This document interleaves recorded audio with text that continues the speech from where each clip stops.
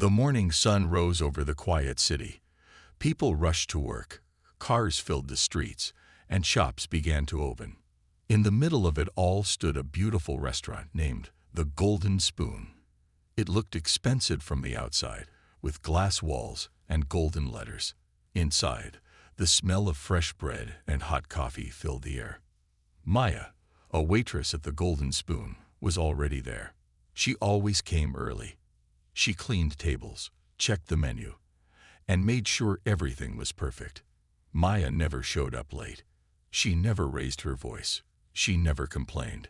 She was the kind of worker every boss dreamed of. She wore a neat black uniform, her hair tied back in a simple bun. Her smile was soft, her eyes gentle, and her voice kind. Every customer she met felt respected. She always said please and thank you, even when people were rude. She worked hard, extra hours, double shifts, but never asked for special treatment. The other staff liked her. Some admired her calm nature. A few whispered that she might be more than just a waitress, but no one really knew. She kept her life private. She didn't talk about her family or where she came from. She just worked, helped others, and kept smiling. It was just another normal day. Maya was placing napkins on a corner table when the restaurant's front door opened with a loud swing. In walked a man in a dark gray suit. His shoes were shiny, and his watch looked expensive. He wore sunglasses, even though it was not sunny inside. The man didn't wait to be greeted. He walked straight in like he owned the place. Everyone turned to look. The host walked toward him, but the man waved his hand. "I don't need help. Just give me a table away from the noise," he said with a cold voice. Maya stepped forward politely. "Good morning, sir. Please follow me. I'll get you a quiet table." The man looked her up and down. His lips curled into a smirk. "Oh, you're the waitress," he said loudly. "You people only good for cleaning tables. Surprised they let you talk to guests." The restaurant became silent. A couple at the next table froze. A waiter dropped his tray by accident. The room felt heavy. Embarrassed, the host looked at Maya, unsure of what to do. But Maya didn't flinch. She stood tall. Her face stayed calm. She simply nodded and said, "This way, sir," as if nothing had happened. She led him to a quiet table by the window. As she walked away, her eyes, usually soft and peaceful, held something different, something stronger, a quiet fire. Nobody noticed, but one of the younger waiters did. He whispered to another, "Did you see her face? She's not angry, but she's not just a waitress either." Maya returned to the counter and picked up a notepad. She kept working. She kept smiling. But inside, something had changed. Mr. Carter, the rich man, sat at his table, looking around like the king of the room. He tapped his fingers on the table and snapped at other waiters. "Where's the coffee? Why is the music too low? This is a 5-star place," he said loudly, making sure everyone could hear. Maya brought him a menu and placed it gently in front of him. "Would you like something to drink while you look through the menu, sir?" she asked politely. He chuckled and said, "Yeah, get me a real drink. Not some cheap stuff you people call coffee." Again, Maya didn't react. She simply nodded. "Right away, sir." Other customers started whispering. They didn't like what they were seeing, but no one said anything. Maybe they were scared. Maybe they were just uncomfortable. But Maya stayed strong. She walked into the kitchen, placed the order, and leaned against the counter for a second. Her hands were steady. Her heart was not. She looked around the kitchen, then slowly walked toward the back room. A waitress called out, "Maya, are you okay?" Maya smiled gently. "Yes, just need a moment." As she closed the door behind her, a question hung in the air. Who is she really? No one knew yet, but one thing was clear. This was not over. Something was coming. Something big. And Mr. Carter had no idea what storm he had just walked into. Maya stood in the back room. It was quiet there. No noise from the dining area. No rude voices. No snapping fingers, just the soft hum of the fridge and the faint ticking of the wall clock. She took a deep breath and looked in the small mirror above the sink. Her face was calm, but her eyes were sharp. The rich man's words played in her head again and again. You people only good for cleaning tables. It wasn't the first time she had heard something like that. But this time felt different. This time, it wasn't just about her. It was about everyone like her who worked hard, stayed quiet, and still got insulted. She wasn't angry. Not yet. But something inside her had started to wake up. She looked at the mirror one last time, fixed her collar, and walked back out. In the dining area, Mr. Carter was still complaining. The chairs are too stiff. The lights are too bright. And where is my drink? A young waiter nervously brought him a glass of wine. I asked for the best. Mr. Carter snapped. This is nothing. The waiter apologized softly, but Mr. Carter didn't stop. Get that girl back here. The one who calls herself a waitress. Maya walked over calmly. Yes, sir. He leaned back in his chair, looking at her like she was beneath him. Why are you even here? Someone like you shouldn't be in a place like this. Do you even understand fine dining? Maya didn't blink. She didn't frown. She just said, Is there something wrong with your drink, sir? He smirked. Everything's wrong. Just like your service. People in the restaurant were now clearly uncomfortable. A couple near the window stood up to leave. An older woman shook her head in disbelief. The staff stood still, unsure what to do. They had never seen Maya treated like this. But Maya simply said, Would you like me to bring something else? Before he could answer, a manager walked over quickly. Sir, is there a problem? He asked Mr. Carter. Mr. Carter waved his hand again. I'm talking to the waitress. You can leave. But the manager looked nervous. He whispered to Maya, Do you want me to handle this? Maya shook her head softly. No, it's fine. The manager nodded and backed away, but he didn't go far. He stayed close, watching. Maya turned to Mr. Carter. I'll get your order started, sir. Back in the kitchen, the staff gathered near Maya. They spoke in low voices. Why is he still here? Why are you letting him talk like that? Maya, you don't deserve this. One of the new chefs, James, looked angry. If he spoke to me like that, I'd throw him out myself. But Maya just smiled. Not yet. Not yet, James asked, confused. She looked at the chef and said calmly, Every person shows their real face when they feel powerful. Let him feel powerful for now. James didn't understand what she meant, but he nodded. Mr. Carter finished his drink and shouted again. Finally, now bring me the steak. Medium rare. And hurry. I don't have all day. Maya brought his food with grace. She placed the plate down gently. Enjoy your meal, sir. He rolled his eyes. Don't tell me what to do. But this time, more people noticed.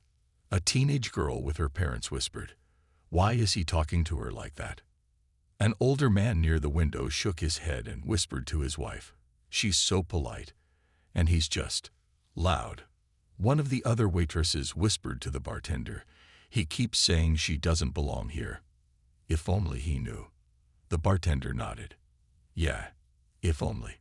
Maya stood behind the counter, checking orders, as Mr. Carter ate. She looked calm, but inside, her mind was moving fast. She remembered something her grandfather used to say. The best revenge is not to fight with words. It's to stand so tall they can't look down anymore. She wasn't just going to take the insult. She was going to show the truth. But not yet. Timing mattered. A soft ding rang at the kitchen door. A delivery boy walked in with a small box and handed it to Maya. She signed quietly and took the box to the back. No one noticed her disappear. But a few minutes later, the same young waiter who had been yelled at earlier came out smiling. He placed a folded card next to Mr. Carter's plate. Mr. Carter looked confused. What is this? The waiter said softly. The owner wanted you to have it. Mr. Carter frowned. Owner. Why would I want to speak to the owner? They should be thanking me for coming here. He opened the card slowly. As he read, his face turned pale. His hand began to shake. He looked around. Wait, this is a joke, right? The card had only one sentence written inside. Mr. Carter's hand trembled as he stared at the card. Thank you for visiting my restaurant. Maya Aish. He looked at it again and again. Then he looked around the room, searching for someone to tell him it was a mistake. But no one said a word. The air in the restaurant felt heavy, like everyone was waiting to see what he would do next. The same woman he had mocked, the woman he looked down on, spoke to like a servant, was the owner of the very restaurant he was sitting in. He stood up slowly, his face pale now instead of red. He looked toward the kitchen, where Maya had just disappeared minutes ago. Owner, he whispered to himself. That waitress. That girl. Meanwhile, Maya stood in the back room. She wasn't hiding. She was letting the moment settle. She looked calm, but her hands were folded tightly in front of her. Not in fear, but in quiet strength. One of the cooks peeked into the dining room. He saw the card, he said. He's frozen. The younger waitress smiled. I knew something was different about you, Maya. I always knew. Maya gave a soft smile. It's not about being different. It's about knowing your worth, even when others try to hide it. Back in the dining area, Mr. Carter's voice finally broke the silence. Where is she? He shouted. People turned. A few even pulled out their phones, sensing something big was happening. Mr. Carter raised his voice again. I want to speak to the real owner. This is ridiculous. He marched toward the front desk. Maya stepped out of the kitchen, calm, composed, confident. Mr. Carter stopped in his tracks when he saw her. For the first time that day, he didn't know what to say. You, he asked in disbelief, you own this place. Maya nodded. Yes, Mr. Carter, I do. But you're just a waitress. Maya tilted her head slightly. That's what you saw, because that's all you chose to see. The restaurant went silent again. All the servers, the kitchen staff, the customers, everyone listened. Mr. Carter tried to recover. This must be some kind of trick, a publicity stunt. Maya calmly walked toward the front of the restaurant. She turned to the staff. Could someone bring me the file? One of the staff rushed to the back and brought out a folder. Maya opened it and pulled out a framed document, the deed of ownership. Her name was right there in bold letters. She held it up without a word. Everyone saw. Mr. Carter looked at the document, then back at her. His face flushed again, this time not from arrogance, but from shame. I didn't mean to offend, he muttered quickly. But Maya didn't let him escape so easily. No, Mr. Carter. You meant exactly what you said. You saw the color of my skin and the job I was doing, and you decided I wasn't worth respect. Mr. Carter opened his mouth to argue, but she kept going. You insulted me. You mocked the staff. You acted like this place wasn't good enough for you, because of who we are. But let me tell you something. This place, it was built by love. It was built by my hands, and the hands of the people you looked down on. People in the restaurant clapped softly. Some nodded. A few had tears in their eyes. Mr. Carter looked around. The power he once had was gone. Maya continued, we serve food here, yes, but more than that, we serve respect, kindness, and community, and if that's not something you value. She stepped aside and gestured toward the door. Then you're free to leave. Mr. Carter stood still. He looked like he wanted to shout, but couldn't. His pride was broken. His arrogance now looked pathetic. Slowly, he picked up his coat, turned, and walked out of the restaurant without another word. As the door closed behind him, the room erupted. Applause. People stood up from their seats and clapped. Some came over to Maya and hugged her. Others just gave her a smile or a respectful nod. One woman said, "You're an inspiration. Another whispered, "Thank you," for all of us who couldn't say something when we should have. Maya stood there, overwhelmed but steady. Later that night, as the restaurant closed, the staff gathered around Maya. "Why didn't you tell us before?" James, the cook, asked. "Why keep it a secret that you're the owner?" Maya smiled. "Because I wanted to build something that didn't depend on a title. I wanted to earn respect the same way everyone else does. By working hard, by showing up." The younger waitress nodded. "And now, everyone knows who you are." Maya looked at her staff.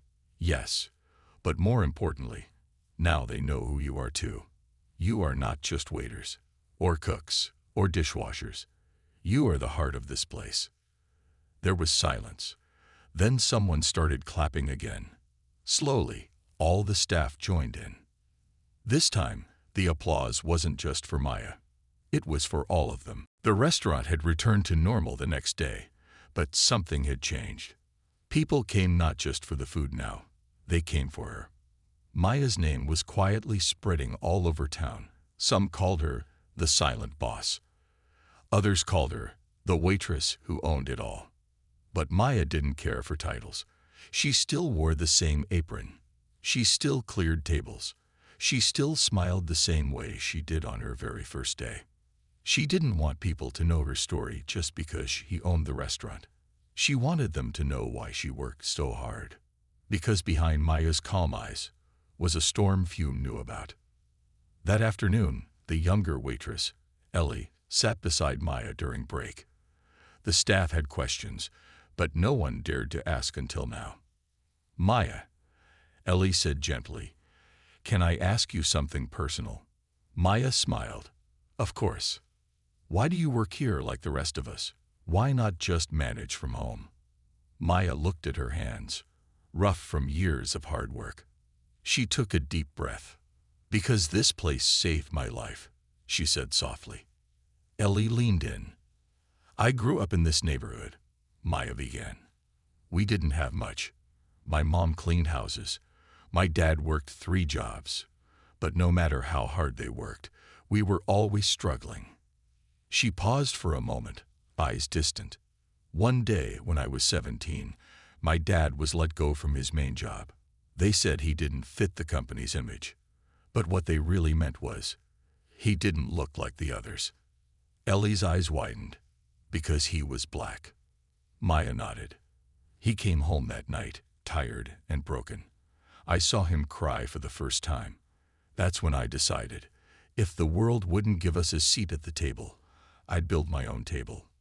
Maya continued. "I worked odd jobs, saved every penny, took business classes at night. People laughed.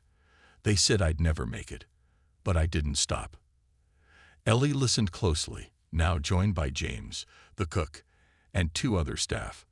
"I opened this restaurant with just 3 tables. No one believed in it. On the first day, only 1 person walked in, and they ordered just a coffee. But I kept going," she said, voice strong now, "because I remembered my dad's tears, my mom's tired hands. I wasn't just building a restaurant. I was building a statement." Just then, one of the regular customers walked in and waved. Maya smiled and waved back. "He doesn't know," she said softly. "He doesn't know that I once washed dishes in the back of a restaurant just like this. And the owner never even looked at me." James shook his head. "They don't need to know everything. But we do. And we're proud." Maya looked at each of them. "Every one of you has a story too. Don't hide it. Own it. The world will try to box you in, but your story is your strength." Later that evening, Maya was wiping down a counter when a woman walked in with a newspaper in hand. "Are you Maya?" the woman asked. "Yes." The woman smiled. "I read about what happened with the rude man. That was powerful." Maya gave a polite nod. "I work with a youth center," the woman continued. "A lot of young girls, especially girls of color, look up to strong role models. Would you ever come speak to them?" Maya was surprised. "Me? I'm just a restaurant owner." "No," the woman said firmly. You're a builder, and they need to hear from someone like you." That night, after closing, Maya sat alone at one of the corner tables. She pulled out an old photo from her wallet. It was a picture of her father, wearing his work uniform, holding her when she was a baby. His smile was tired but full of love. Maya whispered, "I hope I'm making you proud." The lights dimmed, the restaurant quiet. But inside her heart, the fire burned brighter than ever. The next morning, as Maya walked through the front door, she found a surprise waiting on the front counter. A small box. No name. Inside it, an old weathered key and a note. "This was the key to the restaurant where I once worked. I never had the courage to speak up like you. You did what I couldn't. Thank you, a former waiter." Maya held the key in her hand for a long time.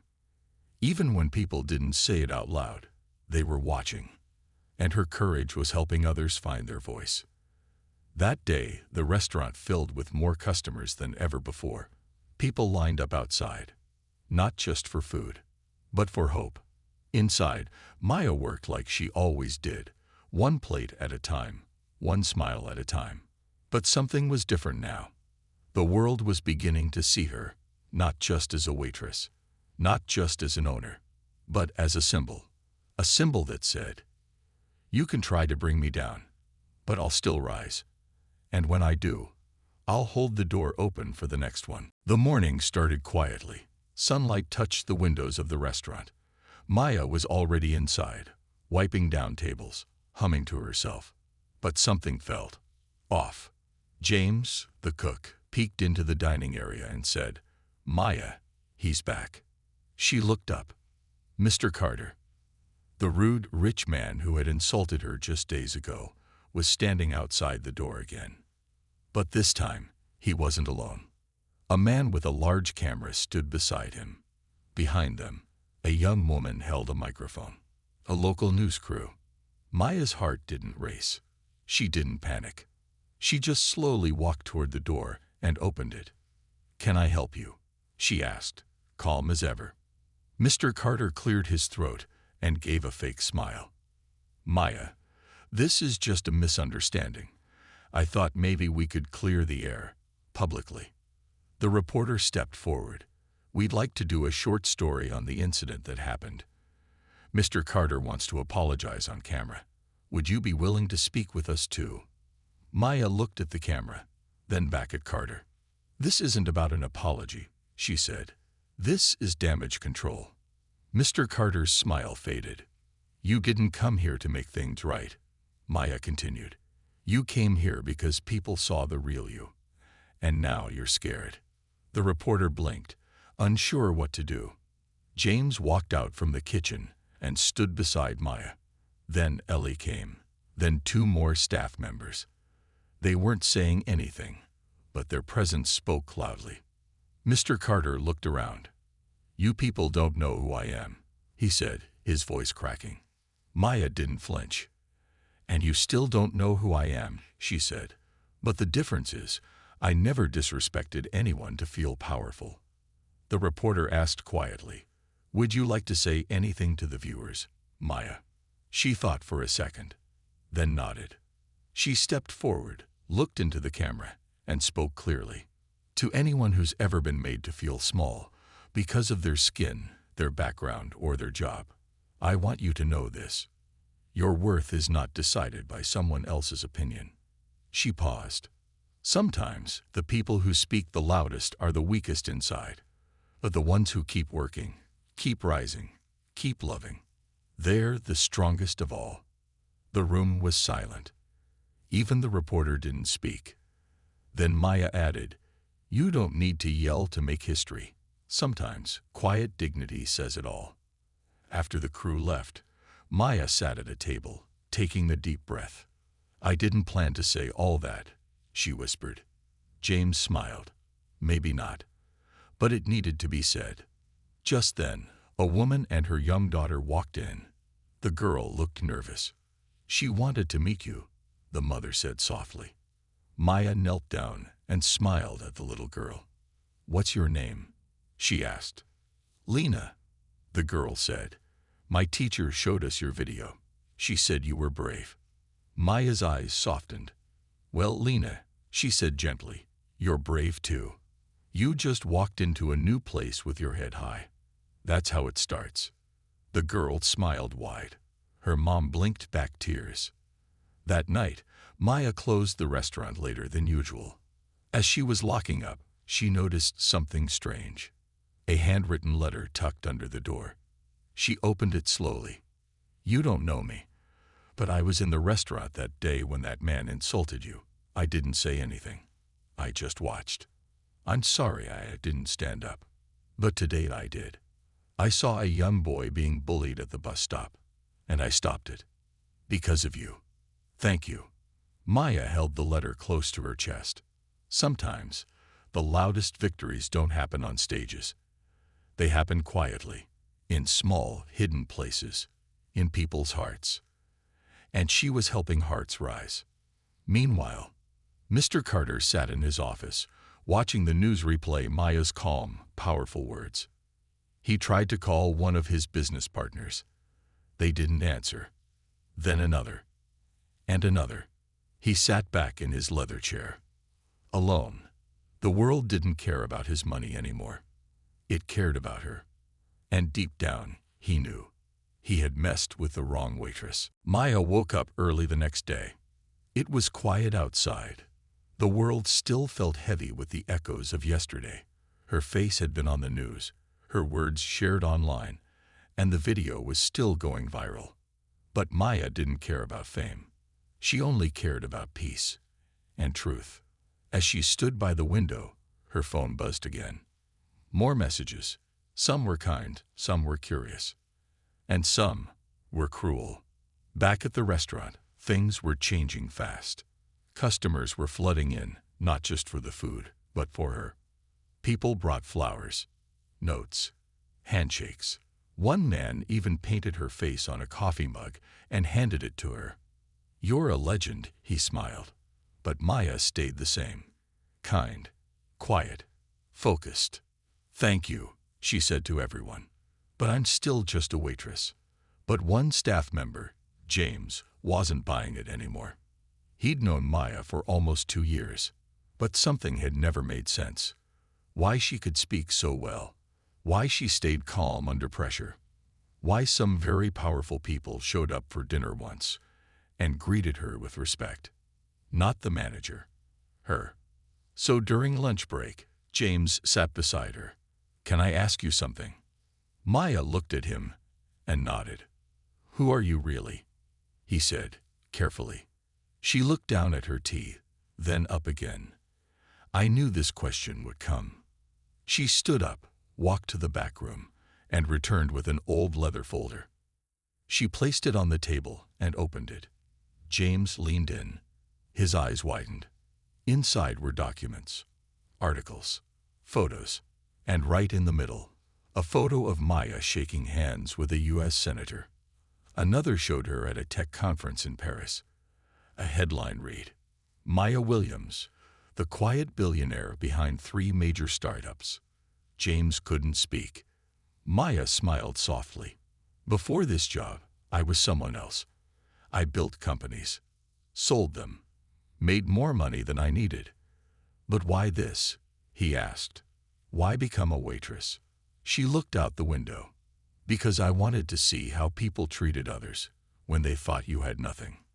She continued, her voice steady. "My mother was a cleaner. People ignored her, talked down to her, but she had the strongest heart. When I got rich, I never forgot her.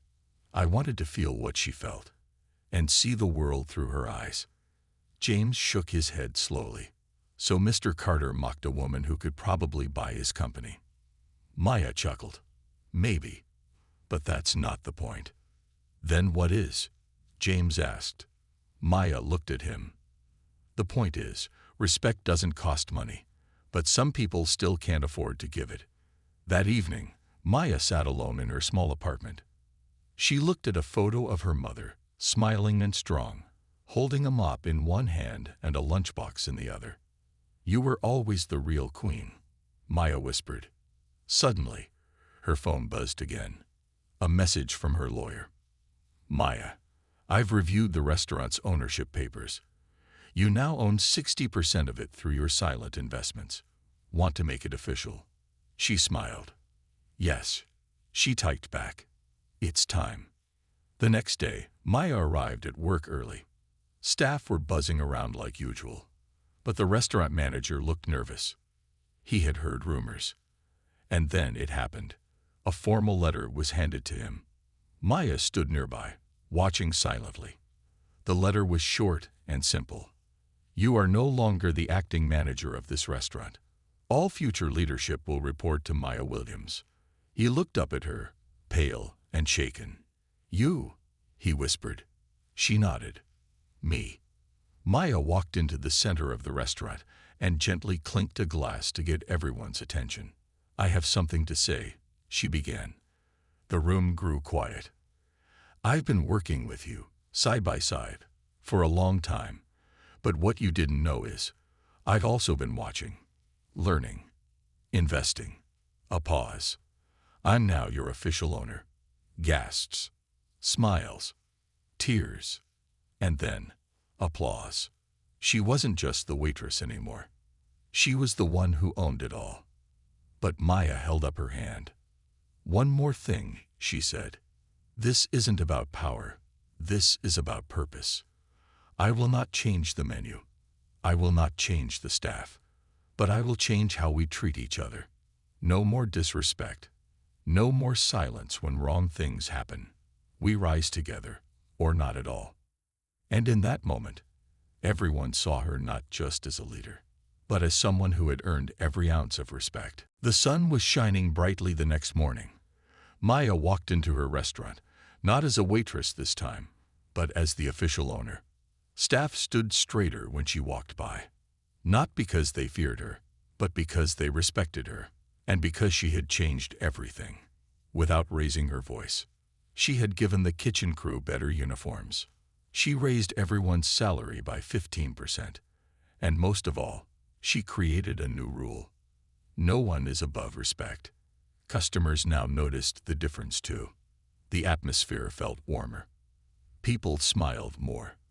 Maya's calm energy had spread through the entire building, but not everyone was happy. Mr. Carter, the rich man who had mocked her, was about to return. He hadn't seen the news. He had no idea what had happened. He didn't know that the lowly waitress he insulted was now his boss's boss's boss. At 1:15 p.m. sharp, Mr. Carter walked in again. Same walk, same attitude, same expensive suit. He looked around, confused. Everything looked better, cleaner, happier. He sat at the same table and waved his hand rudely.